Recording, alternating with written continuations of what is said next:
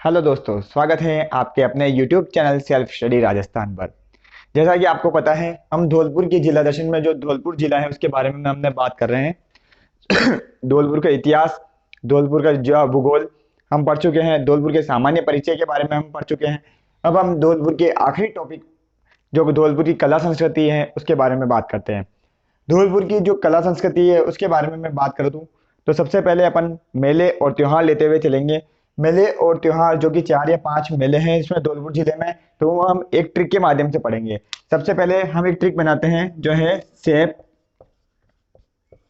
के पापा, सेब के बाबा, सेब के बाबा देव तीर्थ गए, देव तीर्थ गए।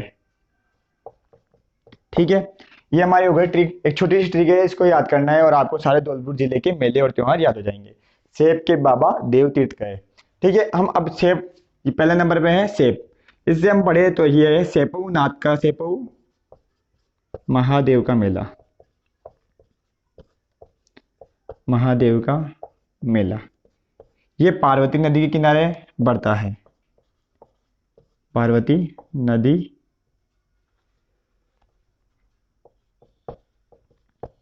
किनारे। अब ये कब बढ़ता है? तो पूरे जो धौलपुर के मेले हैं वह एक ही महीने में खत्म होते हैं, यानी श्रावण से शुरू होते हैं और भाद्रपद में खत्म होते हैं। मैं बात करूं सेपू महादेव का मेला, तो ये आता है श्रावण शुक्ल चतुर्दशी को। कब आता है? श्रावण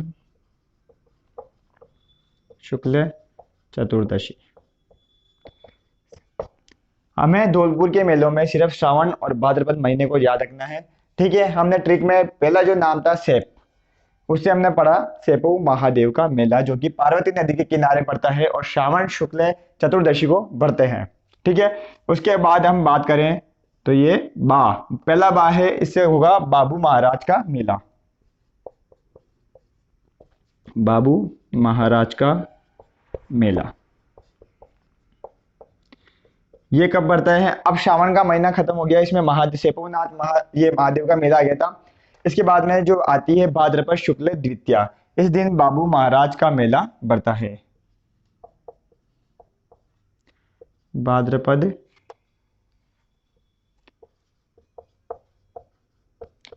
शुक्ल द्वितीया। अब आगे चले हम, तीसरा जो फिर आगे है बा, यानी बाड़ी धौलपुर, बाड़ी धौलपुर। ये भी एक मेला है जो धौलपुर में ही, बाड़ी धौलपुर में ही बढ़ता है, बाड़ी धौलपुर का मेला।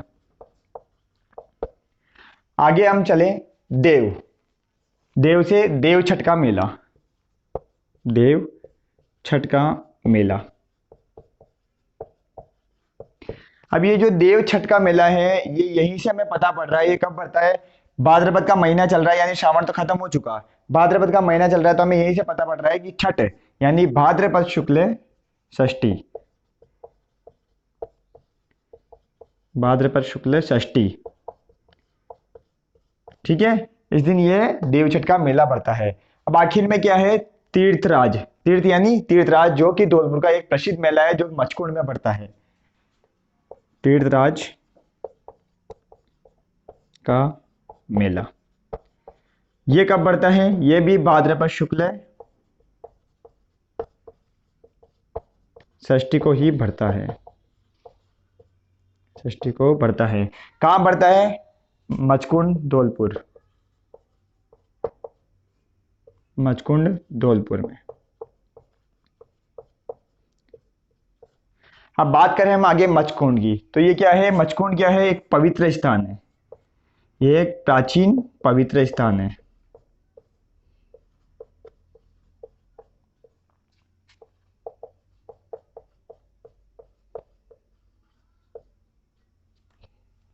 हाँ, तो ये हमारे धौलपुर जिले के मेले खत्म होते हैं। एक बार मैं वापस रिवीजन करवाता हूँ। प्रमुख मेले व त्योहार, सीधी सी ट्रिक है सेब के बाबा देव तीर्थ गए। ठीक है, इसी में हमारे धौलपुर जिले के सारे मेले खत्म हो जाएंगे। हमें सिर्फ एक महीना याद रखना है, श्रावण और भाद्रपद। ठीक है, पहला मेला आता है सेब से सेपो महादेव का मेला जो कि पार्वती नदी के किनारे पड़ता है। और कब पड़ता है, यानी पहले श्रावण का महीना, तो श्रावण शुक्ल चतुर्दशी को, ठीक है। उसके बाद हम चलते हैं भाद्रपद महीने में। सेब क्या क्या है, बाबा।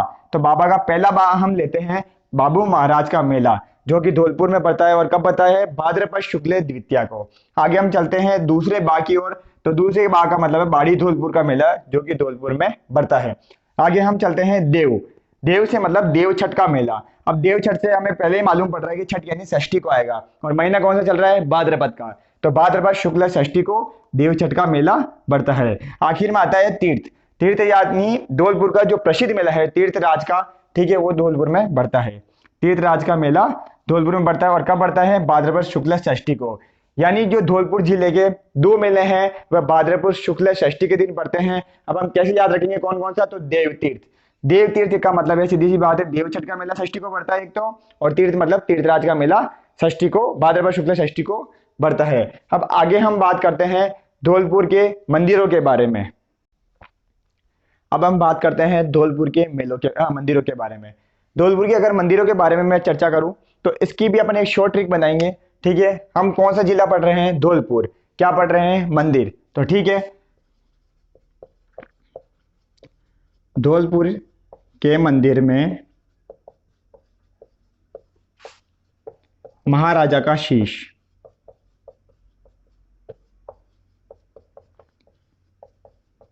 क्या हम कौन सा जिला पढ़ रहे हैं, धौलपुर।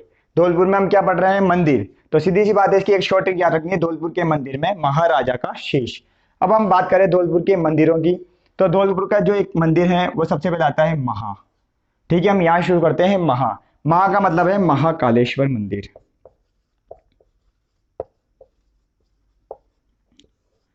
महाकालेश्वर मंदिर, ठीक है। अब ये मेला, उसके बाद में राजा, महा के बाद में क्या आएगा, आगे क्या है, राजा। तो राजा से हम सीधी सी बात है, राजबिहारी मंदिर। राजबिहारी मंदिर, ठीक है। पहला हो गया महाकालेश्वर मंदिर, दूसरा हो गया राजबिहारी मंदिर। अब आता है आगे शी, तो आता है ये शिव योगिनी का मंदिर,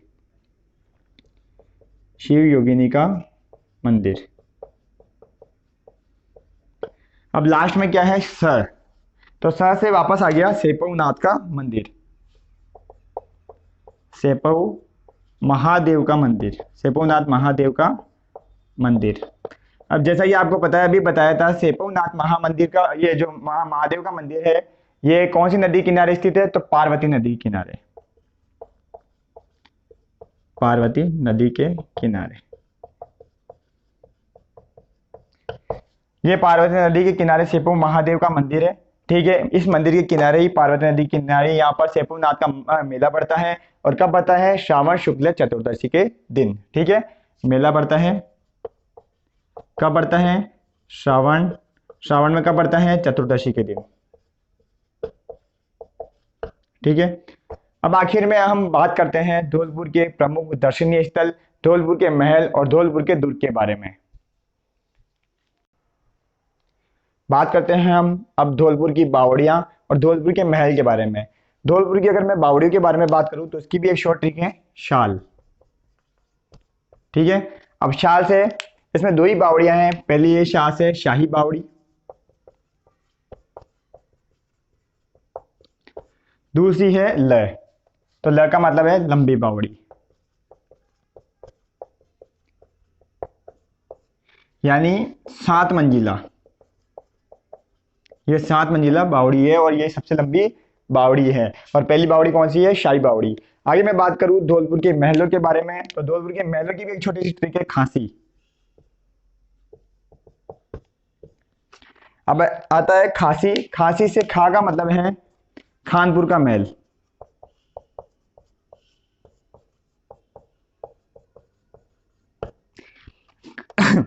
कानपुर के महल के बारे में अगर हम चर्चा करें तो एक तालाब ए शाही झील है जो कि धौलपुर में स्थित है, ठीक है ना। कौन सी झील है, तालाब ए शाही,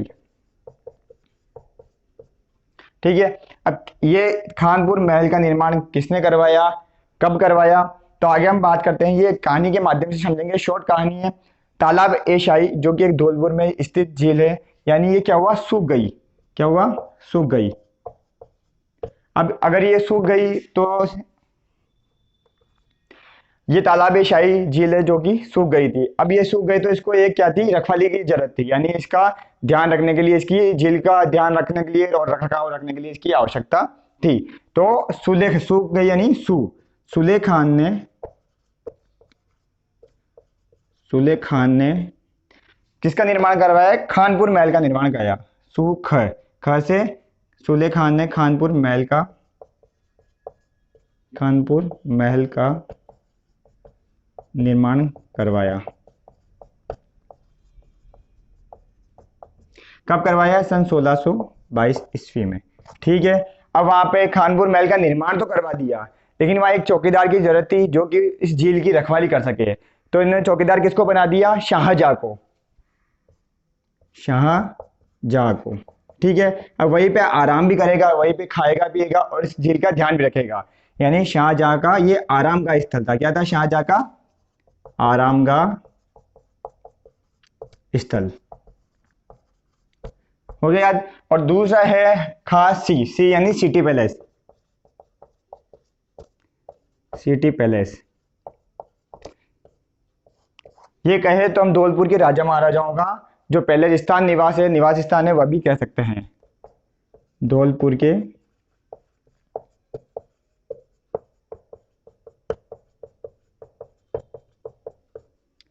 का निवास स्थान। ये हुई हमारी धौलपुर के महल भी समाप्त। एक बार हम वापस इसको समझाता हूं मैं, धौलपुर की बावड़िया और महल। धौलपुर की बावड़िया दो बावड़ियां हैं जो शॉर्ट ट्रिक है, शाह से शाही बावड़ी, ल से लंबी बावड़ी, जो कि 7 मंजिला बावड़ी है। आगे बात करें धौलपुर के महल की। धौलपुर के 2 महल हैं जो भी एक खांसी के माध्यम से समझ सकते हैं हम। ठीक है। खानपुर का महल। ठीक है। अब खानपुर महल किसने निर्माण करवाया, ये कहाँ कौन सी झील के किनारे पर स्थित है और कब करवाया, तो इसके बारे में हम पढ़ते हैं एक छोटी सी कहानी के माध्यम से। जो तालाब ए शाही नाम की एक छोटी झील थी धौलपुर में। ठीक है। तो वो एक दिन क्या हुआ, सूख गई। अब उसका ध्यान रखने के लिए, रखरखाव करने के लिए एक आवश्यकता थी। तो सुले खान ने, सूख गई यानी सू से सुले खान ने ख से खानपुर महल का निर्माण करवाया। और उस महल में ध्यान रखने के लिए झील का यानी तालाब ए शाही झील के किनारे इस खानपुर महल का निर्माण करवाया। और इस झील का ध्यान रखने के लिए एक चौकीदार की आवश्यकता थी। तो सुले खान ने चौकीदार किसको बना दिया, शाहजहां को चौकीदार बना दिया। तो ये वहीं आराम करता था और इस झील का ध्यान रखता था, यानी शाहजहां का ये आराम का स्थल था। और कब निर्माण करवाया, 1622 ईस्वी में। अब हम आगे पढ़ते हैं धौलपुर के दुर्गों के बारे में। अब हम बात करते हैं धौलपुर के गार्डन और मकबरे के बारे में। ठीक है। इसकी भी एक शॉर्ट ट्रिक है। मुगल ने बीबी को कमल का गजरा दिया।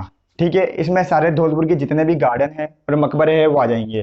क्या ट्रिक है, मुगल ने बीबी को कमल का गजरा दिया। बात करूं मैं सबसे पहले मुगल, तो मुगल गार्डन। अब एग्जाम में क्वेश्चन पूछा जाता है मुगल गार्डन का उपनाम क्या है, तो इसको एक बाग ए नीलोफर भी कहा जाता है।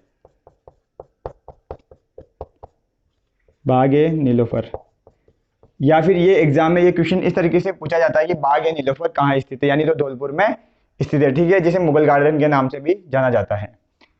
दूसरा आता है बीबी, यानी बीबी जरीना का मकबरा।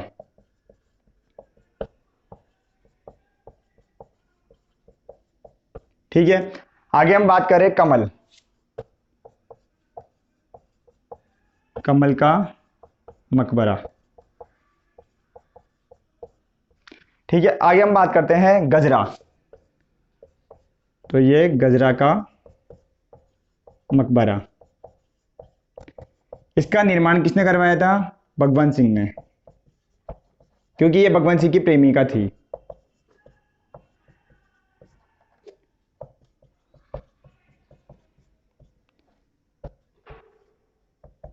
ठीक है।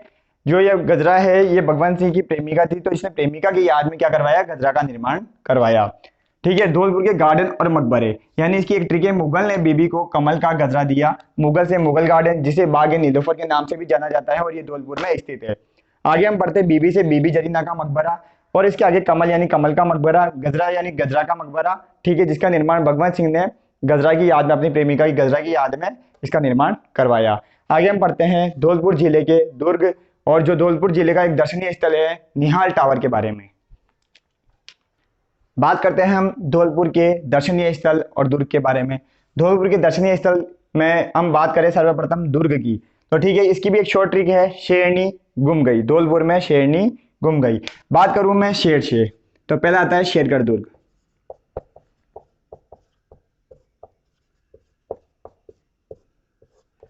अब इसका सर्वप्रथम निर्माण किसने करवाया? 1540 सन 1540 ईस्वी में मालदेव ने इसका निर्माण करवाया। शेरगढ़ दुर्ग का सर्वप्रथम निर्माण सन 1540 ईस्वी में मालदेव ने करवाया। उसके बाद 11वीं सदी में देवीपाल ने पुनर्निर्माण करवाया।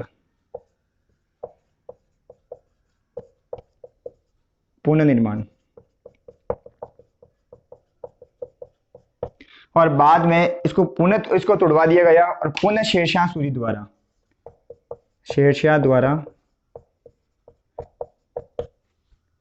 तोड़वा कर पुनर्निर्माण।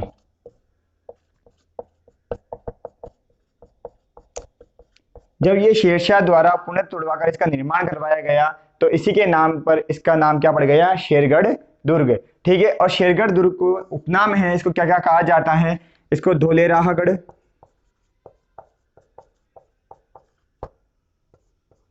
दक्षिण का द्वार और धौलपुर किला,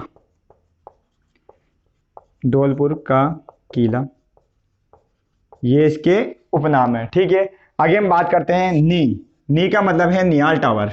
ये एक फेमस और प्रसिद्ध धौलपुर का निहाल टावर, ठीक है। अब निहाल टावर ये 8 मंजिला इमारत है, 8 मंजिला इमारत है। और ये जो 8 मंजिला इमारत है,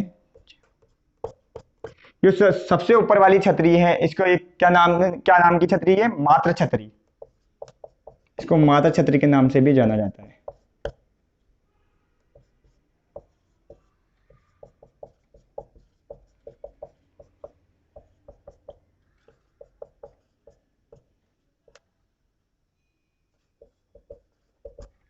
आगे हम बात करें गुम, तो गुम का मतलब है गुम्मट दुर्ग,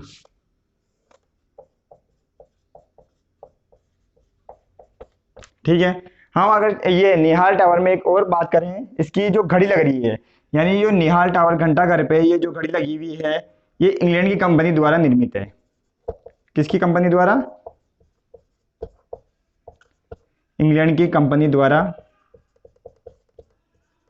निर्मित। अब सीधी सी बात है, इसका नाम क्या है? निहाल टावर। तो इसका निर्माण भी कौन करवाएगा? निहाल सिंह।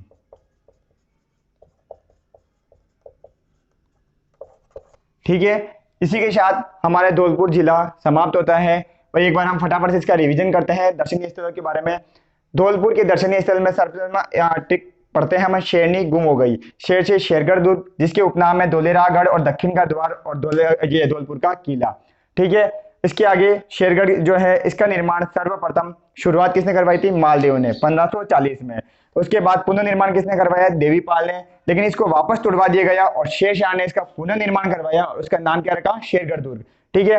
इसके बाद नी से हम पढ़ते हैं निहाल टावर, जो कि 8 मंजिला इमारत है। सबसे ऊपर वाली जो इमारत मंजिल है, उसका नाम, वहाँ एक छतरी है, मात्र छतरी, ठीक है। और जो ये निहाल टावर में जो घड़ी लगी हुई है, ये इंग्लैंड की कंपनी द्वारा निर्मित है और निहाल टावर का निर्माण निहाल सिंह द्वारा ही करवाया गया। आगे हम पढ़ते हैं गुम से गुम्मट दुर्ग, जो कि धौलपुर में स्थित है। इसी के साथ आज की क्लास यही समाप्त होती है। आप सभी का धन्यवाद, ठीक है। और अगली क्लास में हम फिर एक जिले के बारे में पढ़ेंगे। धन्यवाद।